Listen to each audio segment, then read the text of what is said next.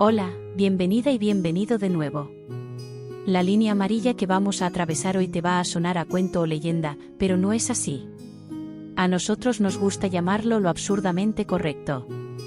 Se han traducido variedad de interpretaciones acerca de nuestra creación. Pero gracias a los acontecimientos y descubrimientos arqueológicos, los mitos de la antigüedad, tablillas de arcilla y relatos acontecidos en la Biblia y de los libros perdidos, han conseguido traducir de forma concreta y general las 25.000 tablillas de arcilla inscritas, encontradas en una expedición en el siglo XIX en la capital asiria de Nínive, conocida tan solo por el Antiguo Testamento.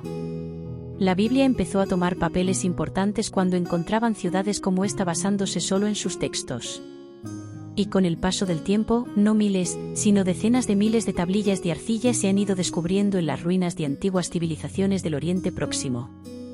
Muchas reflejan los distintos aspectos de la vida cotidiana, como registros de los comercios, salarios de trabajadores e incluso registros matrimoniales. Pero entre los hallazgos increíbles, destacó las tablillas que reflejaban la información sobre los 10 soberanos antes del diluvio y de sus aproximadamente 432.000 años de poder y reinado. Es conocida como la lista de los reyes sumerios. En este momento, la historia cambió para siempre, ya que pudieron descubrir que la mayoría de pueblos, incluidos los hebreos, griegos, los hititas, los cananeos, los persas y los indoeuropeos obtuvieron los relatos de la creación de Adán y Eva, Abel y Caín, el diluvio universal y la torre de Babel de estas tablillas y textos antiguos provenientes de Sumeria, que a su vez, los sumerios decían que obtenían la información de los antiguos astronautas. Textos que plasmaban por ejemplo que Ea, también conocido como Enki, señor de la tierra, un antiguo astronauta, describe un espaciopuerto llamado Edén en la Biblia, y que en Abzu, África sudoriental, se supervisaba los trabajos de minería. Los sumerios fueron los primeros en dejar por escrito los anales y los relatos de los dioses y humanos. Y gracias a sus textos, hoy en día, y queremos reiterar que las traducciones por lo general, aunque vengan de distintas fuentes oficiales o no, coinciden en hechos, nombres, fechas y sucesos, podemos saber nuestro origen, nuestro verdadero origen. Dios es creador, ¿pero nuestro creador fue Dios? Según las tablillas, hace unos 440.000 años, los antiguos astronautas, conocidos por los sumerios como los Anunnakis, posibles gigantes en la Biblia, llegaron a nuestro plano de forma fortuita y con una necesidad bajo su raza importante de cubrir. Se llega a relatar incluso cómo es el viaje de su planeta al nuestro, sobre todo el primero, cuando no se esperaban descubrir la Tierra. Los Anunnaki tenían un grave problema con el domo de su planeta, ya que, tras años de guerras internas entre los dos hemisferios de su reino, la capa protectora de la radiación, lo que conocemos como la capa de ozono, se deterioró, permitiendo entrar la radiación del cosmos en su plano. Bajo el peligro de su evolución como raza, años de experimentos dieron con la clave, pulverizando oro o silicio, dependiendo de la traducción que se haga, a gran altitud. Del cielo, conseguían hacer un parche protector provisional para parar la entrada de radiación. Por desgracia, en su planeta, no abundaban dichos materiales, lo cual estaban en una situación crítica. Tenían la tecnología suficiente, no solo para hacer un viaje a través del espacio, sino de poder salir de su domo y poder entrar al nuestro. Una tecnología que, a día de hoy el humano no tiene, ya que las numerosas pruebas irrefutables de que el hombre nunca llegó a la Luna, sino que fue una estrategia de marketing basada en la Guerra Fría y en la carrera espacial, nos hace ver que nunca hemos salido de nuestro domo.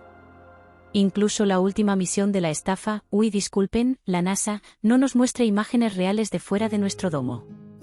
¿Dónde está el brillo de la Luna? ¿Por qué se ve apagada, si en la Tierra provoca sombra su luz? ¿Dónde están las estrellas? Bueno, dediquemos esto a otro capítulo de nuestra temporada. Retomando las traducciones de las tablillas sumerias, una vez que llegaron a la Tierra los Anunnakis y vieron la abundancia de oro o silicio, vieron el fin de sus problemas. Los textos cuentan cómo vino una primera tanda de estos seres a crear la primera ciudad sobre la Tierra, Eridu. La traducción es hogar en la lejanía. Una vez fundada la ciudad, comenzó lo que se traduce como la Operación Tierra, creando centros de controles, espaciopuertos y operaciones mineras a gran escala.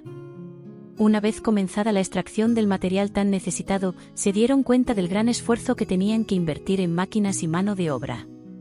Y no solo eso, sino que se enfrentaron al tiempo, ya que en su sistema de plano, el tiempo no pasaba de la misma manera, y estando los Anunnakis experimentando las características de la Tierra, envejecían con mayor rapidez.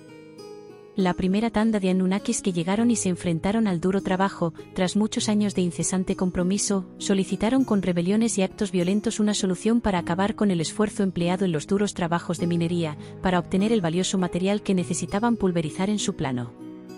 Porque, aunque el tiempo pasaba más rápido para ellos en la Tierra, no quita que su esperanza de vida, tal y como entendemos el tiempo hoy en día, era de decenas de miles de años.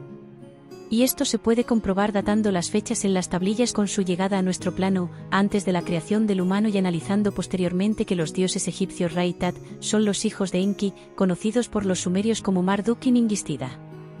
Ante el peligro de que la operación Tierra se abandonase, Enki prometió facilitar una herramienta para que se siguiese elaborando el plan de minería.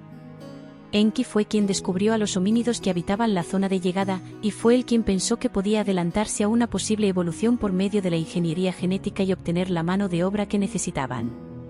Y así apareció el Adán, literalmente el de la Tierra.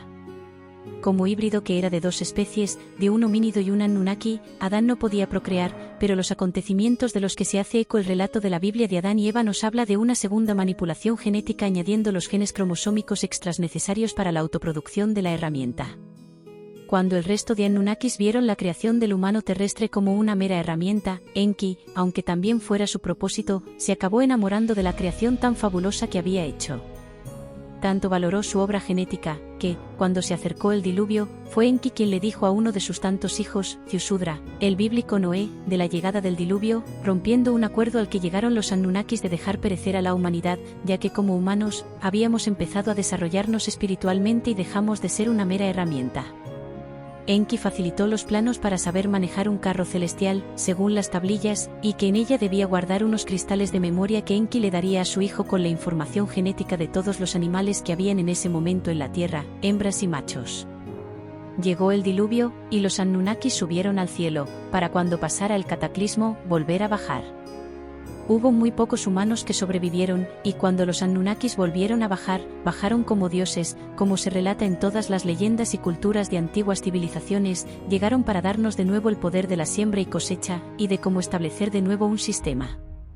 Y fue cuando los Anunnakis se repartieron el poder en nuestro planeta, y lo gobernaron y reinaron.